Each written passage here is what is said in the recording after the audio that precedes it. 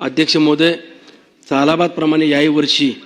25/7/2026 रोजी आषाढी एकादशी निमित्तानं जगद्गुरु संत श्रेष्ठ तुकोबारायांची पालखी आणि श्री संत जगनाडे महाराजांची पालखी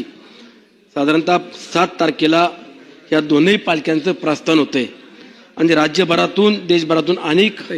वारकरी संप्रदायातील भाविक भक्त येत असताना तळेगाव चाकण शिक्रापूर या रस्त्याच्या संदर्भामध्ये मागील 8-10 महिन्यापूर्वी रस्त्याच्या दुरुस्तीचं टेंडर काढण्यात आलं आणि या रस्त्याची दुरुस्ती करत असताना जवळपास 45 कोटी रुपयाचं काम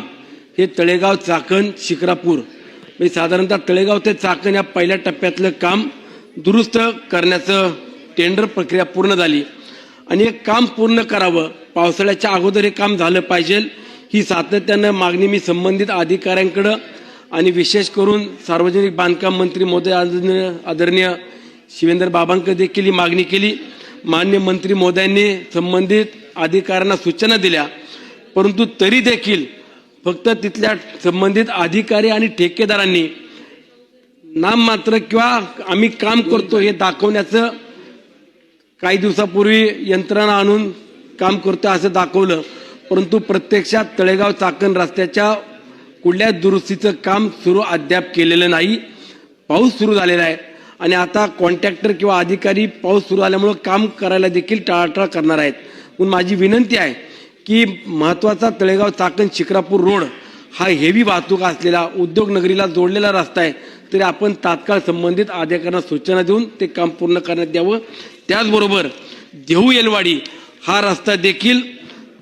जवळपास 56 कोटी रुपयाची निविदा प्रक्रिया पूर्ण केली। 12/12/2025 रोजी त्या कामाची